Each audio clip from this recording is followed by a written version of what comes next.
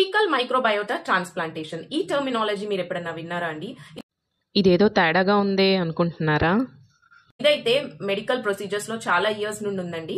So దీని proper procedure ఏంటంటే, ఒక అన్హెల్దీ గట్ ఉన్న ఇండివిజువల్, అంటే క్లాస్ట్రిడియం స్పీషియస్ వల్ల గట్ అన్నది ఇన్ఫెక్ట్ అయితే వాళ్ళల్లో హెల్దీ ఇండివిజువల్ యొక్క స్టూల్ శాంపుల్ తీసుకొని దాన్ని ప్రాసెస్ చేసి ఆ అన్హెల్దీ పర్సన్ కి ఎక్కిస్తారండి. సో దీన్ని ఫీకల్ మైక్రోబయోటా ట్రాన్స్ప్లాంటేషన్ అంటారు.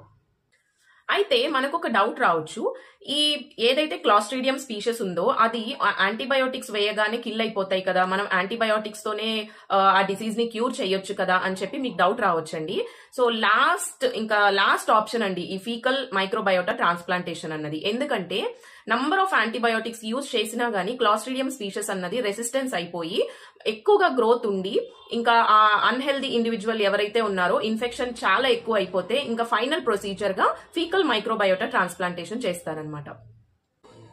Inflammatory bowel disease, Crohn's disease, irritable bowel syndrome, obesity, liver disease, food allergies, anxiety disorders, ఇలా చాలా డిసీజెస్ ని క్యూర్ చేయొచ్చండి.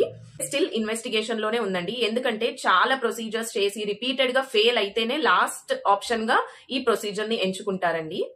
సో ఈ ప్రొసీజర్ అన్నది ఎలా చేస్తారు అంటే, కొలనోస్కోపీ, అప్పర్ ఎండోస్కోపీ, తర్వాత ఎనీమా ఆర్ ఓరల్ క్యాప్సూల్ ద్వారా ఆ కోలాన్ నుండి తీసుకున్న స్టూల్ శాంపుల్ అన్నది ఒక అన్హెల్దీ గట్ కి ట్రాన్స్ఫర్ చేస్తారండి. సో దీని వల్ల బెనిఫిట్స్ ఏంటంటే, ఇలాంటి డిసీజెస్ ని క్యూర్ చేయొచ్చు. అంటే ఏవైతే స్పీషియస్ చాలా స్టబాన్ గా ఉండి యాంటీబయోటిక్స్ వేసినా గానీ అవి కిల్ అవ్వట్లేదో వాటినైతే డిస్ట్రాయ్ చేయొచ్చు. బట్ ఈ ప్రొసీజర్ వల్ల కొన్ని రిస్క్స్ కూడా ఉన్నాయండి. అవేంటంటే, ఒకవేళ హెల్దీ ఇండివిజువల్ నుండి తీసుకున్న ఏదైతే స్టూల్ శాంపుల్ లో బ్యాక్టీరియా గానీ వైరస్ గానీ ఉంటే అది ప్రాసెసింగ్ చేసేటప్పుడు ఇనాక్టివ్ అయ్యి ఉంటే, మనం ఎప్పుడైతే ఒక అన్హెల్దీ ఇండివిజువల్ కి ఈ శాంపుల్ అన్నది ట్రాన్స్ఫర్ చేసినప్పుడు ఒక్కొక్కసారి ఆ బ్యాక్టీరియా అండ్ వైరస్ అన్నవి యాక్టివేట్ అయ్యే ఛాన్సెస్ ఉన్నాయండి. సో దాని వల్ల కూడా ఇన్ఫెక్షన్స్ వచ్చే ఛాన్సెస్ ఉన్నాయి. ఇవైతే ఈ ప్రొసీజర్ వల్ల రిస్క్స్ అన్నమాట.